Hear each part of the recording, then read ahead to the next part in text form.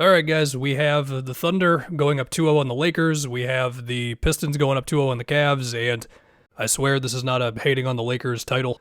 Let's do the ref talk, man. Okay, if I don't say anything about this, it's just going to be stupid. Look, people are going to go crazy because it's OKC and it's the Lakers, and I've already said that OKC's physicality and the fact that they don't bleed points at the free throw line for the other team, like, I've done all this whole spiel already, okay? It's very impressive they pull it off. No, it's not rigged. Also, they could be getting a few more calls against them per game, and I don't think anybody would be really upset about it at all. The Lakers committed less fouls per game than OKC this year. Do with that whatever you will. There was a stretch of this game, what felt like more so in the second half, of just reviews and more reviews, and it felt like we couldn't go longer than, 30 to 40 seconds without a call. We got, is that a take foul? Is that a clear path? Did Austin foul SGA before they got wrapped up, and then it's a flagrant? Is it not a flagrant? It was a lot in this, okay? To address the ones that are going all over the internet, yes, Chet flopped when Ayton hit him like a little bit, but clearly did not hit him to the degree that Chet acted like he hit him. SGA did lunge into Kennard on one of those layups. Also, Marcus did a similar thing to McCain, and they called it on McCain. Just, by the way, I know it can happen the other way too sometimes. And whatever else, it was a lot. There was also, I'd have to go back and see all the AJ Mitchell fouls. I mean, a lot of them were just a bunch of bodies in the paint, but there was maybe one where I was like, I don't know if that needed to be called. You got Austin or Marcus trying to draw fouls and being obvious about it as well. I mean, it was a lot, and depending on what team you root for, well, obviously that's going to sway your opinion on it. Also, the double foul, I don't know what that was. With the amount of reviews we had, there was a moment where I was like, is this game going to get to almost 3 hours long? I was trying to figure out that it started 9:40 my time, whatever. Was that a satisfactory amount of ref talk for you? Did you want me to be more aggressive, less aggressive about it? I don't know. Anyway, if I could attempt to move on, talk about the game for a bit.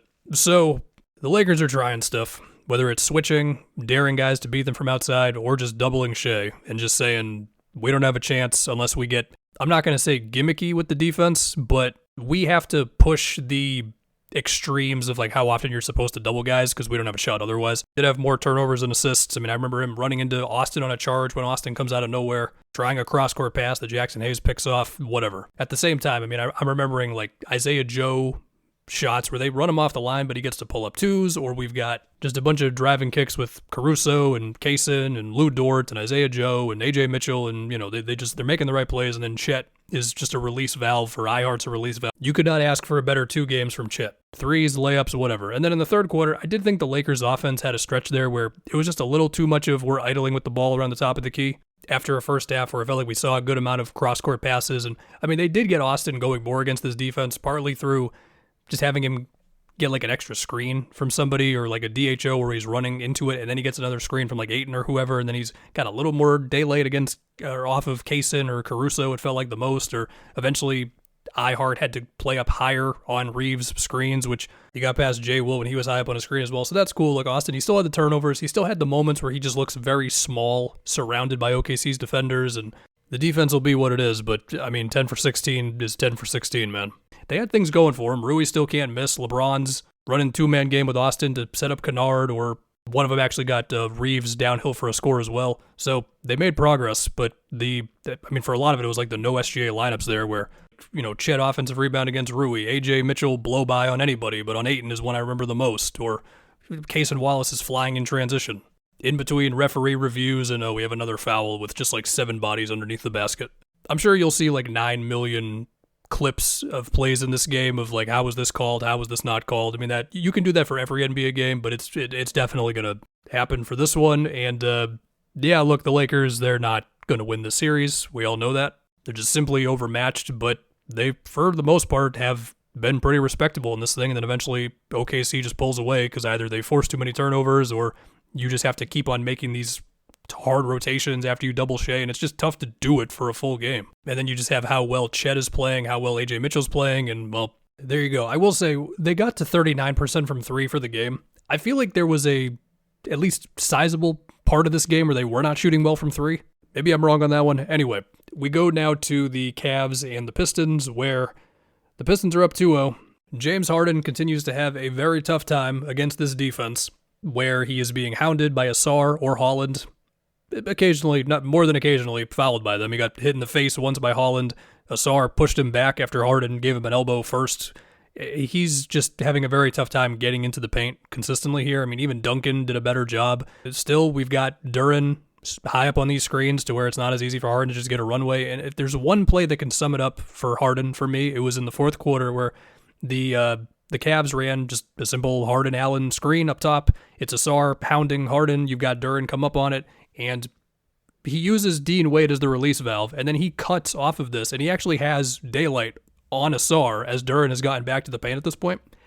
He's got Duren waiting for him at the paint. He doesn't challenge him at all. It ends up being just a kick out to Mitchell, who has to try to make a tough shot, and it doesn't go in. And then not long after that, he just kind of scrambled with the ball for a little bit, and then he got stripped by Asar as a help defender, and that was kind of what sealed it. I mean, now throughout the game, they're dealing with that with Harden. And the Pistons early were getting just good stuff from like Danis or Tobias, just mid-rangers, Danis pushing in transition, whatever.